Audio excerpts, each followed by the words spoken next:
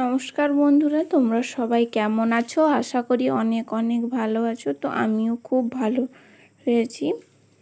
তো আজকে আবারও একটা নতুন ভিডিও নিয়ে চলে এসেছি।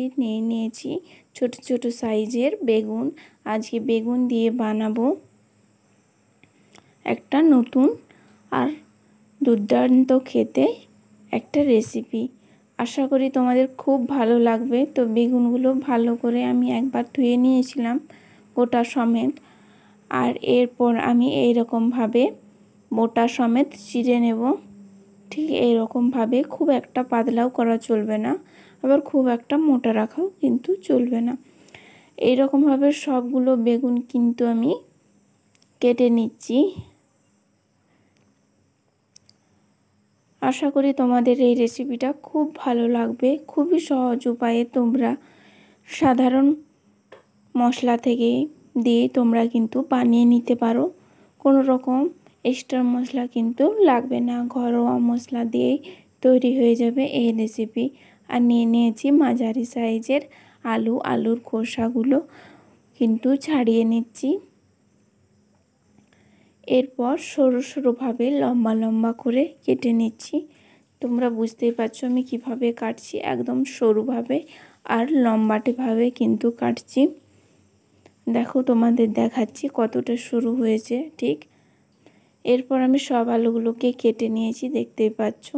আমি এরপর জল দিয়ে ভালো করে হাতের সাহায্যে ঘষে ঘষে কিন্তু ধুয়ে নেব। যেহেতু সবজি, তার জন্য ভালোভাবে কিন্তু ধুয়ে নিতে হবে। আবারও আমি জল দিয়ে কেটে রাখা বেগুনগুলো ধুয়ে নিচ্ছি। আর এটা আমি কিন্তু বোটা সমেতই কেটেছি। বোটা সমেত খাতেই কিন্তু হবে, তাহলে দেখতেও ভালো লাগবে, খেতেও তো দুর্দান্ত লাগবে। এরপর এক একটা করে জল ঝরিয়ে নিচ্ছি। আমি নুন আর হলুদ আলুতে আর বেগুনেতে মাখিয়ে রেখে দিয়েছি। নিয়ে নিচ্ছি এখানে মুসুর কলাই আমি 2 ঘন্টা আগে থেকে ভিজিয়ে রেখেছিলাম। অল্প মুসুর কলাই আমি কিন্তু রেখে দিয়েছি, আর অল্প কিন্তু আমি বেটে নিচ্ছি। তোমাদের এটা অপশনালি, তোমরা মুসুর কলাই না বাটতেও পারো, ভিজিয়ে রাখলেও কিন্তু হবে। কড়াইতে তেল গরম করে হালকা তেল দিয়ে কড়াইতে ভালো করে গরম করে নিচ্ছি। 4-5টা নেড়ে চেড়ে নিচ্ছি যাতে বড়াইটা চিটিয়ে না যায়।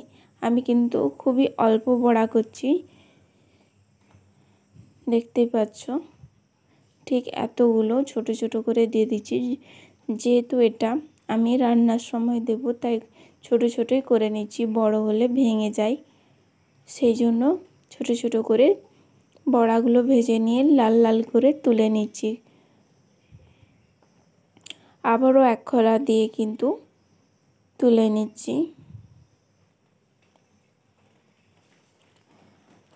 তোমরা যারা এই রেসিপিটা বানিয়ে খেয়ে দেখতেই পারো, যারা দেখছো আমার ভিডিওটা, তারা অবশ্যই বানিয়ে একবার হলেও খেয়ে দেখো। কমেন্টে জানিও কেমন হয়েছে। আশা করি তোমাদের খুবই ভালো লাগবে। আর কেটে রাখা বেগুনগুলো ভালো করে ভেজে নিচ্ছি। এরপর আমি একটা ঢাকনিতে ঢাকা দিয়ে দিচ্ছি, যেহেতু একটু সিদ্ধ করতে হবে। আমি এটা বেশিক্ষণ কিন্তু রান্না করব না, সেই জন্য এইরকম লাল লালভাবে কিন্তু ভেজে আমি তুলে নিচ্ছি এক একটা করে। দেখতেই পাচ্ছ কালারটা কতটা সুন্দর এসছে। আর একই কড়াইতে আমি কিন্তু আলুগুলো ভাজতে দিয়ে দিয়েছি। একটু নাড়াচাড়া করে এর ওপর দিয়ে দিচ্ছি ভিজিয়ে রাখা মুসুর কলাইটা খুবই অল্প করে দিয়েছি, খুব একটা বেশি নয় আর খুব একটা কমও কিন্তু হবে না। এরপর হালকা নাড়াচাড়া করে নিচ্ছি, দেখতেই পাচ্ছ উল্টে পাল্টে। এরপর দিয়ে দিচ্ছি পরিমাণ মতন জল, যেহেতু কলাইটা বা আলুটা দুটোই কিন্তু সিদ্ধ হতে লাগবে, সেই জন্য দিয়ে দিয়েছি। আর দিয়ে দিয়েছি হলুদের গুঁড়ো, আর দিচ্ছি লবণ। পরিমাণ মতন লবণটা দিয়ে ভালো করে নাড়াচাড়া করে কিন্তু ঢাকনি দিয়ে ঢেকে নেব, যেহেতু এটা সিদ্ধ হওয়া পর্যন্ত অপেক্ষা করব। সেদ্ধ প্রায় হয়ে এসেছিল, একটু অল্প পরিমাণ সেদ্ধ হতে বাকি ছিল। এই পর্যায়ে কিন্তু আমি লঙ্কার গুঁড়ো আর জিরে গুঁড়ো দিয়ে সেটা নামিয়ে রেখে দিয়েছি। এরপর দিয়ে দিয়েছি গরম তেলের ওপর ফোড়ন, লঙ্কা, তেজপাতা আর গোটা জিরে। এরপর নাড়াচাড়া করে পেঁয়াজটা একটু নরম হয়ে গেলে দিয়ে দিয়েছিলাম রসুনের বেটে রাখা রসুন 1 চামচের মতন, আর দিয়ে দিয়েছি হলুদ এবং লঙ্কার গুঁড়ো। তারপরে দিয়ে দিয়েছি পরিমাণ মতন জল। এটা আমি খুন্তির সাহায্যে ভালো করে নাড়াচাড়া করে নেব, যাতে মশলাটা পাকতে খুব ভালো হয়। এটা যখন মশলাটা করবে অবশ্যই কিন্তু খুন্তির সাহায্যে নাড়াচাড়াটা করলে খুবই ভালো আসবে। আর ভেজে রাখা বেগুনগুলো কিন্তু তেল ছাড়ার পরে আমি ভালো করে কষিয়ে নিচ্ছি।